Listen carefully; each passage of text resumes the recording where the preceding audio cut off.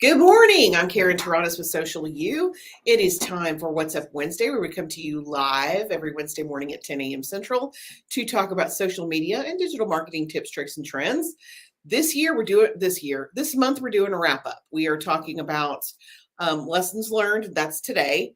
Next week, we are going to talk. What are we talking about next week? We're talking about social media trends for next year. I have a couple of predictions. I've been, not to toot my own horn, but there have been a couple of predictions I've made in the last couple of years that totally came true. So if I have a minute, I'll go back and see what was predicted versus what happened. I always think that stuff is funny.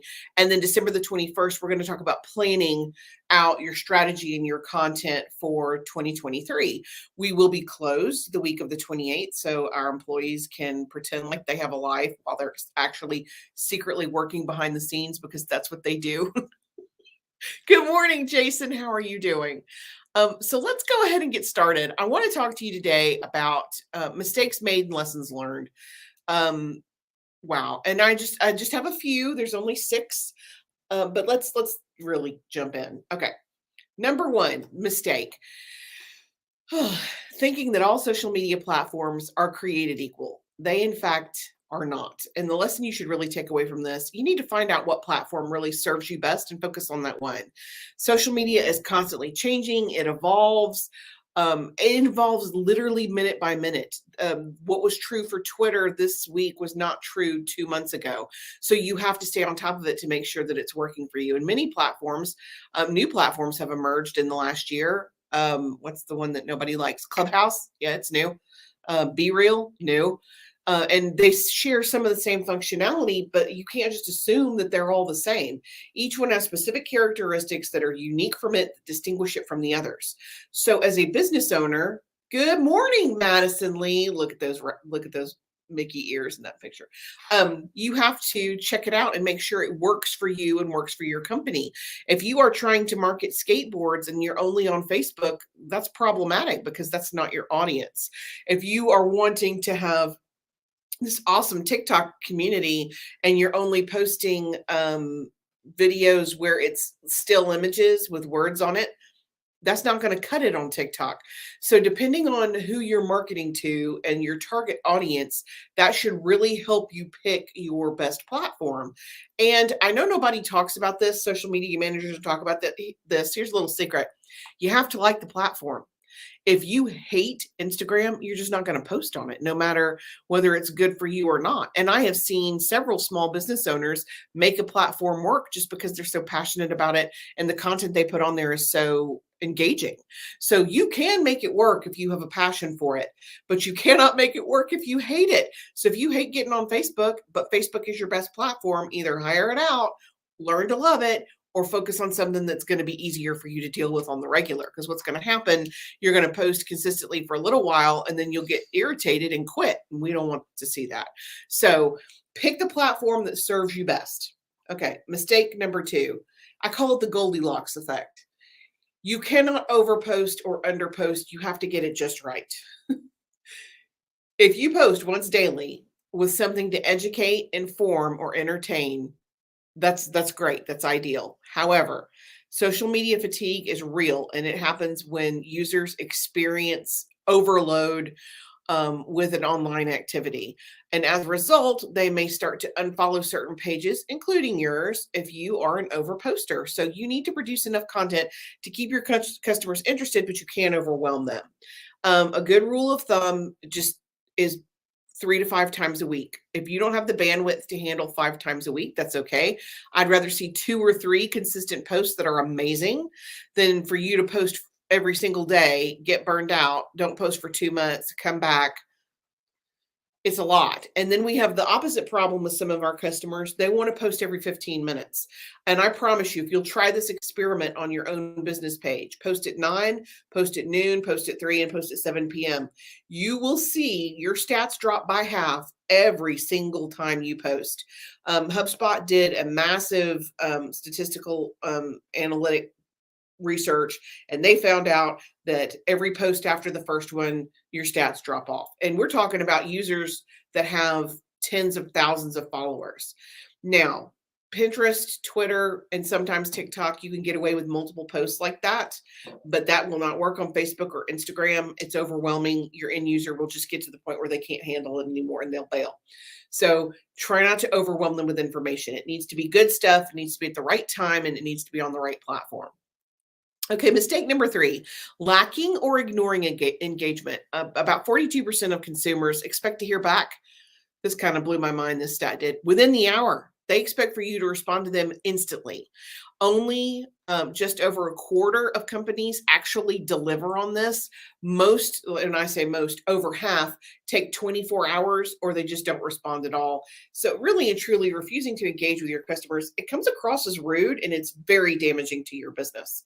Nobody wants to feel ignored. And I can tell you from statistics, the younger your end user, good morning, Anita. How are you doing this morning? I hope you're good in California. Wow, you're up early. Well, wait, early. It's 8:00 there. It's not too bad. I hope that especially if you're trying to engage a younger user, the slower a brand engages with a younger user, the less likely they are to connect with you. They expect brands to be Johnny on the spot. They expect you to talk to them and relate to them. And they're much more likely to buy from you if you engage with them online.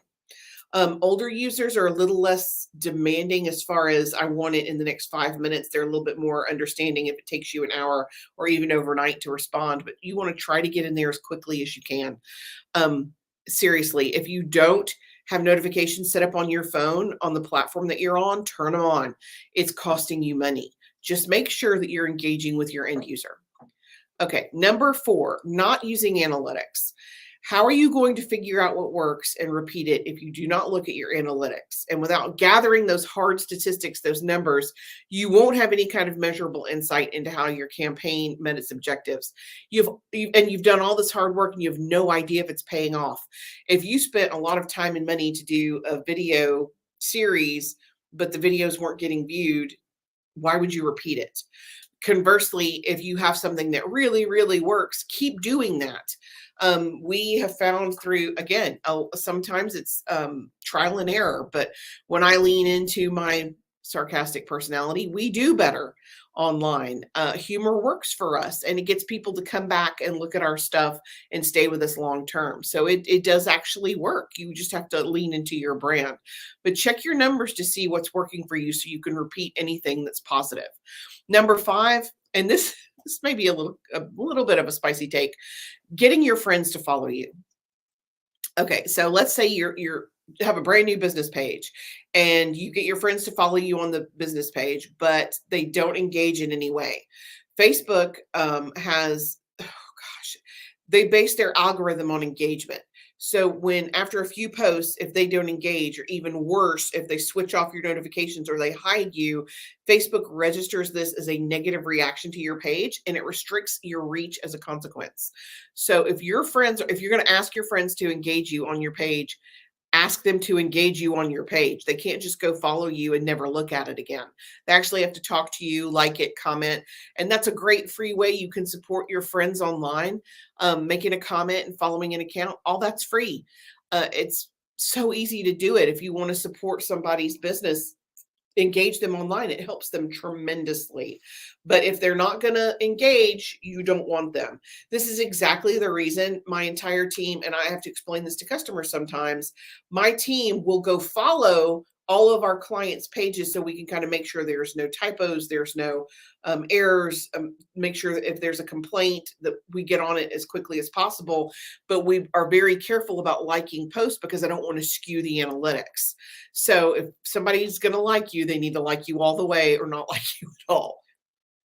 Okay, and mistake number 6, lack of planning.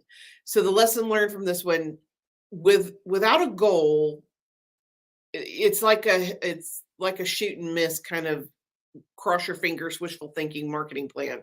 And that approach is just a huge waste of time, of money, of energy, not only for you, but for your business as well. You have to have a clear, defined objective. So you have to understand what your objective is. You have to understand how you're going to meet said objective. Excuse me.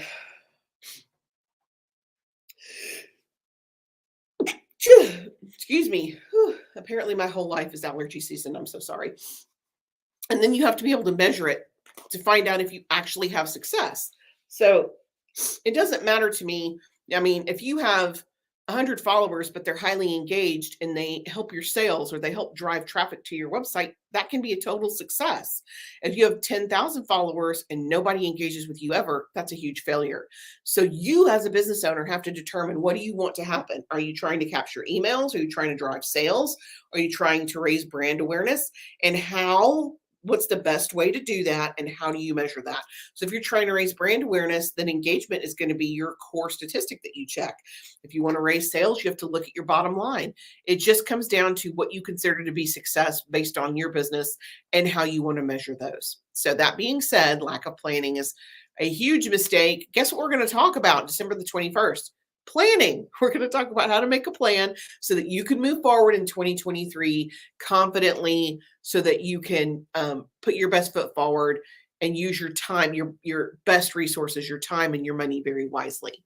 You guys let me know if you have any questions. If you're not following us on TikTok, jump over there and give us a follow. We are in my unbiased opinion, hilarious, and you need to check those videos out. If you would like to join us for Social University, that's our membership program. It's only $14 a month. We have one downloadable piece of training content every week. We have one Canva training video every single week. We go live once a month. I go live once a month to answer questions, but you can post any question you want to, and you'll have an answer in 24 hours. So you guys, if you have any questions, need any help, leave us a comment, send us a direct message.